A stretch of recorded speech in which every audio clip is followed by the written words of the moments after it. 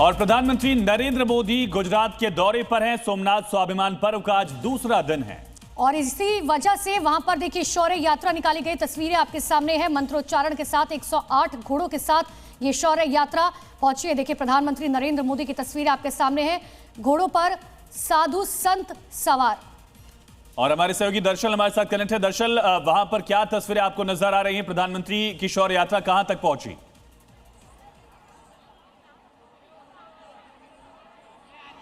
जी, प्रधानमंत्री नरेंद्र मोदी जी की वो शौर्य यात्रा है वो खत्म हो चुकी है। मंदिर में शौर्य यात्रा पहुंच चुकी है और आगे के कार्यक्रम में वो प्रधानमंत्री नरेंद्र मोदी है वो बढ़ते दिखाई दे रहे हैं। और जिस तरह से शौर्य यात्रा यहां से निकली, जहां मैं खड़ा हूं वो शंख सर्कल, जहां से 2 किलोमीटर तकरीबन की ये यात्रा थी, वहां पे हजारों लोग यहाँ पे शामिल हुए। वो शौर्य यात्रा के उन्होंने दर्शन किए, वो नज़ारा देखा और अलग अलग जगह से आए हुए लोगों ने यहाँ पे एक परफॉर्मेंस भी किया। और अभी भी लोगों की भीड़ यहाँ पे देखी जा सकती है।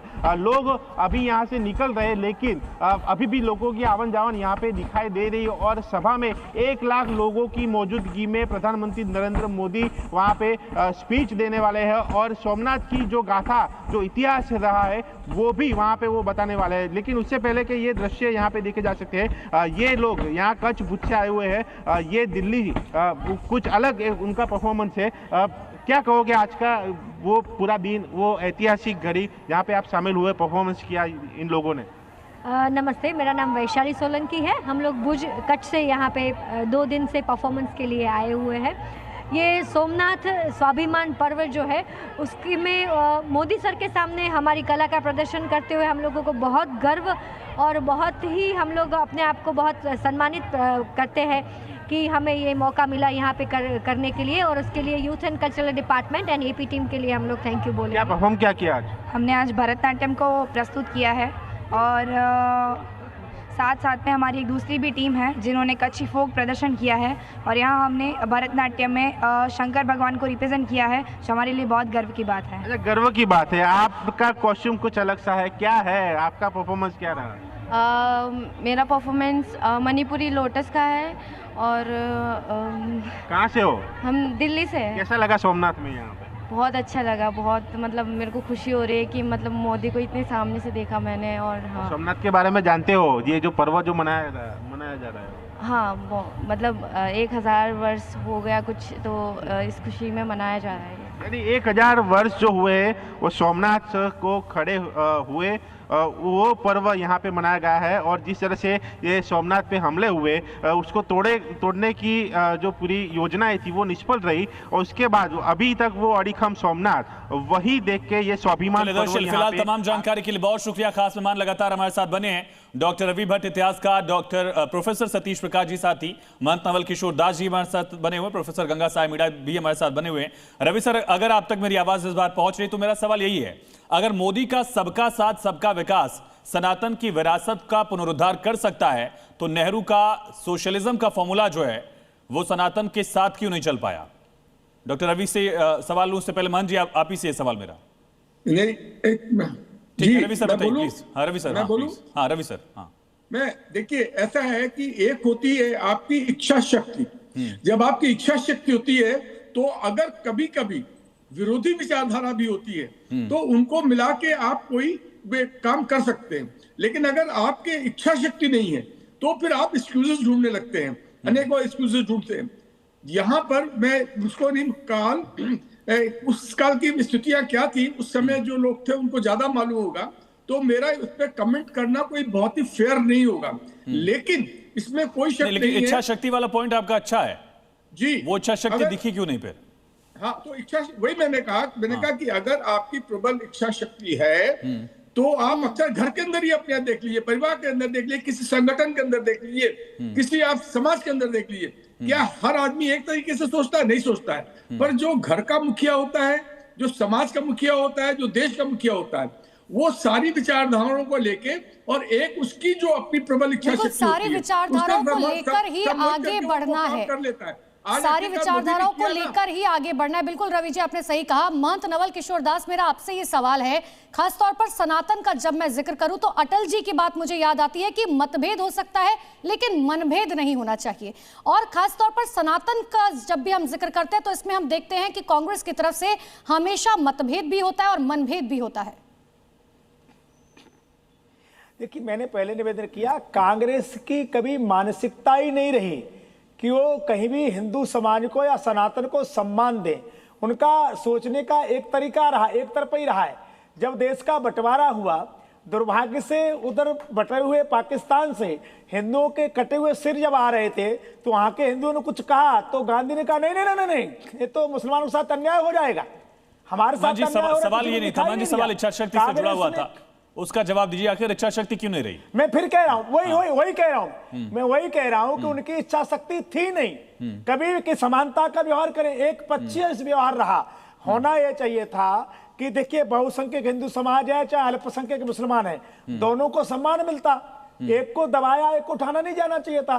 पर मैं फिर कह रहा हूं, पूरे श्रद्धा से कह रहा हूं कि कांग्रेस ने सदैव एक पक्षीय व्यवहार किया। जब तब सनातन की बात आई, चाहे राम मंदिर की बात आई, चाहे रामेश्वरम की बात आई, चाहे काशी विश्वनाथ का, कहीं भी तो एक तरफा ही पक्ष लिया, वो नहीं लेना चाहिए था। यही कारण आज दुर्भाग्य से को कहां पर खड़े हैं। मैं कहता हूं आज मोदी जी हैं, मोदी जी कहते हैं ना सबका साथ सबका विकास। महंत जी, मैं आपको एक एडवाइस देती हूँ कि आप कांग्रेस पर निशाना साध रहे हैं, ठीक है, लेकिन जब आप गांधी कहते हैं तो वो राष्ट्रपिता हैं, महात्मा गांधी हैं वो, तो आपको थोड़ा सम्मान पूर्वक, सम्मानजनक उनके लिए बात करनी चाहिए, उनके लिए शब्द कहने चाहिए। हम गांधी जी का पूरा सम्मान करते हैं, इसमें कोई दो राय नहीं है, परंतु फिर मैं कहता हूं कि वो चाहते तो जवाहरलाल नेहरू को कह सकते थे कि आप देश के चलिए, मैं लौटूंगा मान जी आपके पास। ये तस्वीरें भी आपको दिखा रहे हैं प्रधानमंत्री नरेंद्र मोदी का जो पूजा अनुष्ठान है उसकी तस्वीरें भी आप देख सकते हैं। मंत्रोच्चारण के साथ, विधि विधान के साथ यहाँ पूजन अर्चन जो है वो शुरू हो चुका है स्वाभिमान पर। ओम नमः शंभवाय च मयो भवाय च नमः शंकराय च मयस्कराय च नमः शिवाय च शिवतराय च सद्यो जातं प्रपद्यामि सद्यो जाताय वै नमो नमः। ओम पंचनद्यः सरस्वतीमपि स्रोतसः कास्तानि खङ्गिणः ते खाग्भुसहस्रयोजने वधन्वानि तन्मसि। ओम नमः शंभवाय च मयो भवाय च नमः शंकराय च मयस्कराय च नमः शिवाय च शिवतराय च सद्यो जातं प्रपद्यामि सद्यो जाताय वै नमो नमः। ओम पंचनद्यः सरस्वतीमपि स्रोतसः मंत्रोच्चारण के साथ यहाँ पर पूजा अर्चना करते हुए प्रधानमंत्री नरेंद्र मोदी नजर आ रहे हैं। प्रोफेसर सतीश प्रकाश लगातार मेरे साथ बने हुए हैं। सतीश जी, मैं जरूर आपसे बात समझना चाह रही हूँ, इन तस्वीरों को आप देखिए और ये बताइए कि इन तस्वीरों को देखकर किसी को क्या परेशानी हो सकती है, चाहे कोई भी पॉलिटिकल पार्टी हो। ये हमारे सनातन की बात हो रही है, हिंदू धर्म की बात हो रही है, क्या दिक्कत? ओम भद्रं कर्णेभिः धर्म के लेकर उस पर कोई टिप्पणी नहीं है, लेकिन आपको ये भी ध्यान रखना पड़ेगा कि जो देश के मौजूदा हालात हैं, पिछले 4 दिन में अगर आप सेंसेक्स की हालात देखेंगे, 13,000 करोड़ रुपए निवेशकों का कहीं ना कहीं खत्म हुआ है। इसी देश में रुपया रोज का रोज। अभी आपने थोड़ी देर पहले कहा था कि धर्म और राजनीति को साथ में नहीं रखना चाहिए, अब आप धर्म और मार्केट को साथ में लेकर आ रहे हैं सर। देखिए, मोदी जी का काम ये है, राजनीति अलग चीज है, धर्म अलग चीज है। जब आप राजनीतिक मोर्चे पे कहीं ना कहीं गिरेंगे अंतर्राष्ट्रीय स्तर के ऊपर, ट्रंप की जो 4 दिन पहले की जो टिप्पणी है भारत को लेकर के, बाकायदा वो बहुत ही आपत्तिजनक है। उनकी कोई व्यक्तिगत आस्था ना हो, अगर नरेंद्र मोदी है उनकी व्यक्तिगत आस्था है भगवान शिव में तो उसका वो उससे जाहिर ना करे, आप ये कहना चाह रहे हैं? संतेश जी, मेरा सवाल आपसे है, प्रधानमंत्री नरेंद्र मोदी के नेतृत्व में बीजेपी का यह दावा है कि सनातन का पुनरुद्धार हो रहा है और बीजेपी कांग्रेस पर निशाना साध रही है कि सनातन को उपेक्षित किया गया, लगातार दरकिनार किया गया कांग्रेस के शासन में। इन तस्वीरों के बाद आपकी प्रतिक्रिया? देखिए, ये विषय बहुत महत्वपूर्ण, जो बार बार ये कहा जा रहा है ना कि राजनीति और धर्म एक साथ नहीं हो सकते, ये मैं इसका बिल्कुल नहीं मानता ऐसा है। हमेशा आप इतिहास उठा लीजिए, जितने प्रधानमंत्री हुए चाहे कांग्रेस के हो या किसी अन्य पार्टी के, वो काम सबने किया है, ऐसा नहीं है। ये बात अलग रही कि यहाँ पे धर्मनिरपेक्षता का बीजेपी आरोप लगा रही कि नेहरू जी सोमनाथ के कार्यक्रम में नहीं पहुंचे, पुनरुद्धार के कार्यक्रम में। नहीं, आपको बता रहा हूँ ना, यहाँ धर्मनिरपेक्ष परिभाषा जो अपने देश में बनाई गई, गढ़ी गई, वो दूसरी तरीके वेस्ट में थी धर्म से परे, भारत में था सर्वधर्म संभाव, लेकिन हकीकत जो प्रैक्टिस किया गया वो था सनातन। चलिए ठीक है, बहुत शुक्रिया आप सभी खास मेहमानों का इस चर्चा में जुड़ने के लिए। प्रधानमंत्री नरेंद्र मोदी इस वक्त सोमनाथ में स्वाभिमान पर्व में शामिल हो रहे हैं और जलाभिषेक के बाद मंत्रोच्चारण के साथ पूजा अर्चना जो है वो चल रही है। ये तस्वीरें आपके सामने है, सोमनाथ से आपको दिखा रहे हैं स्वाभिमान पर्व का दूसरा दिन और